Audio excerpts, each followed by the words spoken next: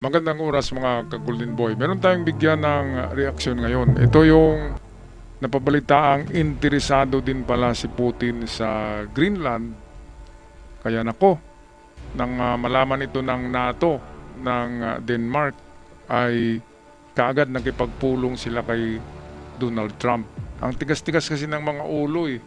Mantakin nyo naman, nagpadala ang NATO ng nakakatawa. 50 lamang in total 50 ka army pinadala nila sa Greenland para daw magbabantay sa trupa ni Donald Trump. Anong magawa ng 50 lang, hindi 50,000 troops, kung di 50 lang talaga.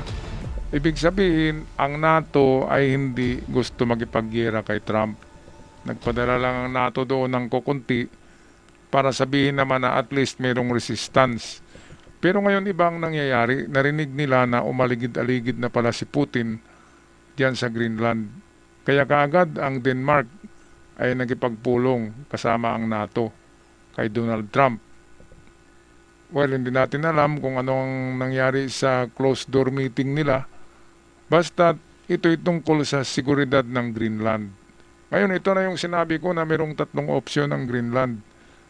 Ibenta nila kay Donald Trump, sign a pact, or kunin ni Trump by force using military ang Greenland. So sa tatlong opsyon na yun na binigay ni Trump, yung pangalawa ang pinakamaganda dahil sign a pact, hindi kukunin ni Trump ang Greenland pero meron silang kasunduan na gagamitin na base ng militar at diyan ilalagay yung yung tinatawag na Golden Dome. Yun yung defense ng Amerika na parang Iron Dome pero 100 times larger than the Iron Dome. Yun yung the Golden Dome. Kaya ito na ngayon ang maganda dahil nagipag-meeting na ang NATO kay Donald Trump ukol dito sa kinakatakutan nila na si Putin.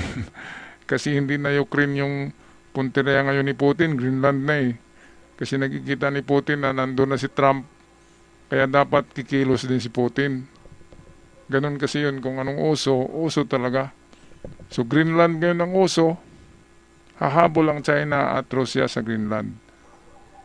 So ito, atin pakinggan kung anong nangyayari sa meeting ng NATO with Donald Trump. Closed door meeting ito. Ito ang video courtesy ng CBS News. The foreign minister of Denmark said there is a fundamental disagreement over the future of Greenland. The foreign minister of Denmark said there is a fundamental disagreement over the future of Greenland following yesterday's meeting with Trump administration officials. He and the foreign minister of Greenland met with both Vice President J.D. Vance and Secretary of State Marco Rubio. And after that meeting, the foreign officials maintained they are against the U.S. Ayaw talaga acquiring nila na Greenland. kunin ni Trump ang Greenland eh. Di ba narinig natin yung spokesperson ni Putin nagsasabi na tulungan nila si Trump na atakihin ang Greenland para hatiin daw Russia at Amerika ang Greenland. Napakagago naman yung na yun, spokesperson ni Putin, no? Ito totoo yun, kahit i-search nyo dito sa YouTube. Mouthpiece of Putin is with Trump in Greenland. Buto na buto si Putin na agawin ni Trump ang Greenland eh. Basta bigyan daw siya ng parte. Imbis sinigurado nga sinisecure ni Trump yan ang Greenland na US lamang yan para hindi maatake ang US ng Russia o ng China. Kaya diyan nga ilalagay yung Golden Dome. Kaya itong dalawang tigas-tigas talaga ng mga ulo nito eh.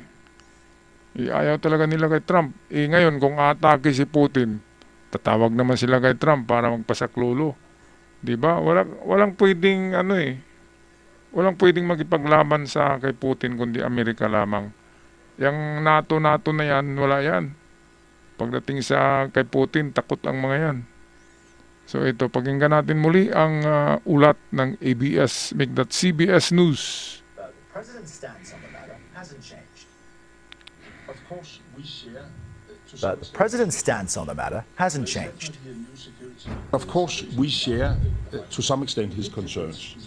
There is definitely a new security situation in the Arctic and the high north. The big difference is whether that must lead to a situation where U.S. acquire Greenland, and that is absolutely not necessary. We need Greenland for national security, so we're going to see what happens. We're doing the Golden Dome, we're doing a lot of things, and we really need it. If we don't go in, Russia's going to go in, and China's going to go in. Ayan, so yan na nga, And sabi there's ni not a Trump, thing that Denmark can hindi do kaya about ng it, but we Denmark, can ng do NATO, everything si about Putin it. at China. Kaya kailangan si Trump ang mag-occupy ng Greenland para maproteksyonan hindi lang Amerika, kundi pati pa ang mga neighboring NATO countries.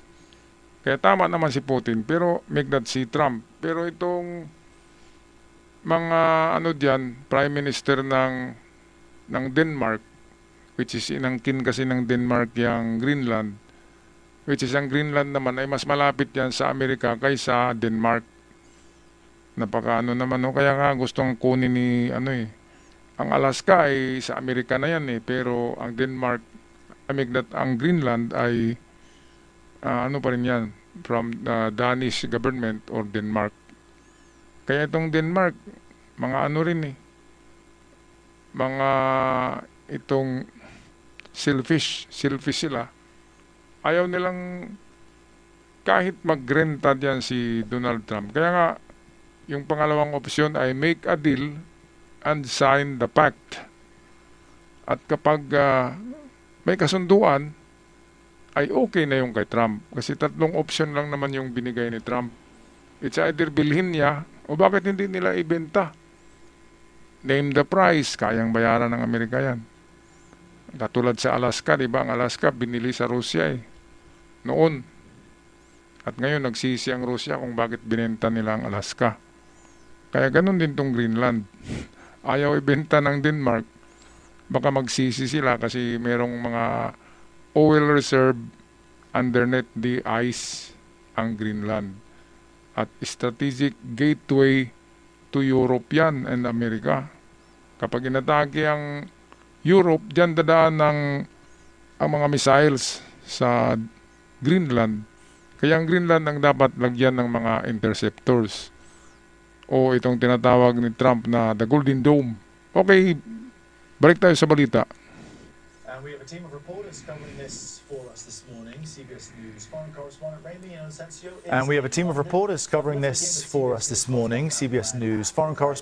Inocencio is in London. But let's begin with CBS News correspondent Natalie Brand at the White House. Good morning, Natalie. Tell us more about how this meeting went and the subsequent meetings with lawmakers.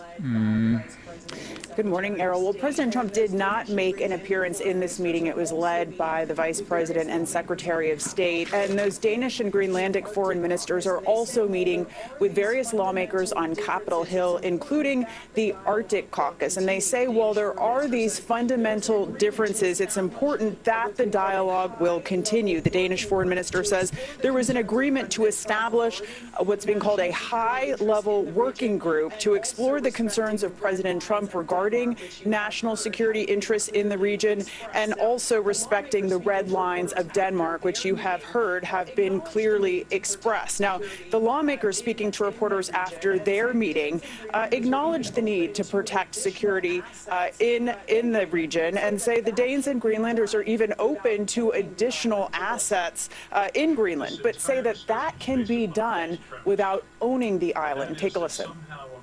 This entire discussion is based upon a false premise, and that is that somehow America has to control Greenland in order to develop national security assets to protect our security interests in the Arctic, which are real. This is legislation that effectively acknowledges and underscores the role that we play as a NATO nation, working with our NATO allies, that we do not move against a NATO ally. So and itong that NATO no funds ally, shall be expended to do ang so. Amerika ang pinaka-big brother nila. Ang Amerika pa rin ang nagprotekta sa NATO against Russian occupation or Russian attacks. Katulad sa nangyari sa Ukraine, sino bang nagipaglaban Sino bang nag-supply ng mga armas, nagbigay ng pera na malaki? Amerika pa rin. Kaya kung salakayin ng Russia ang NATO, Amerika pa rin ang tutulong sa kanila. Ngayon, kung humingi si Trump ng kunting pabor, di ba? Na ipagamit sa kanya ang Greenland, sign the pact, sign a deal. Huwag lang ibenta, sabi ng Denmark, hindi nila binibenta. Ay pwede namang hindi ibenta basta sign a deal with Trump. Para tapos na yan. Kasi nandyan na si Putin eh. Umaaligid-aligid na rin. Sabi nga ni Putin, tulungan ko ang Amerika na girahin yung Greenland tsaka NATO. Eh siyempre kalaban ni Putin ng NATO kaya gusto niyang girahin. Si Trump naman, siyempre kaalyado niya ang NATO eh. Kaya NATO versus NATO na ito. Kaya merong tatlong opsyon. Yun nga yung numero 1 is to buy the Greenland, bilhin. Pangalawa, make a deal. Pangatlo ay military intervention o take Greenland by force. Yun ang ayaw mangyari ng NATO. Kasi kapag inatake sila ni Trump, ay atakihin din sila ng Russia doon sa sa southern part, doon sa may Ukraine, di ba? Doon sa may Belarus. Kaya kung magkagulo ang Amerika at NATO, yan na yung time na aatake na si Putin. Kaya mahirap. Dapat ang NATO, pagbigyan nila si Trump, kasi nga para naman yan sa seguridad ng Amerika at ng NATO countries. Kasi diyan ilalagay yung defense na tinatawag na the Golden Dome. Kung napanood nyo yung Iron Dome ng Israel na napakagaling, na depensa sa langit, ay ang Golden Dome ay times 100 larger and smarter than the Iron Dome of Israel. Kaya para maproteksyonan ng NATO, dapat wala ng issue yan. Ang tigas-tigas ng mga ulo eh. Bibilhin naman yan ni Trump kung gusto nila. Kung gusto nila kasunduan lang, pwede rin. Kaya yung dalawang opsyon na bilhin at kasunduan, dapat isa doon ang pipiliin ng NATO para hindi magkakagulo. At baka sa bandang huli, magsisisi, baka makapasok si Putin dyan sa the Greenland at magipagkapitbahay kay Trump. Itsa puwera ang China dyan.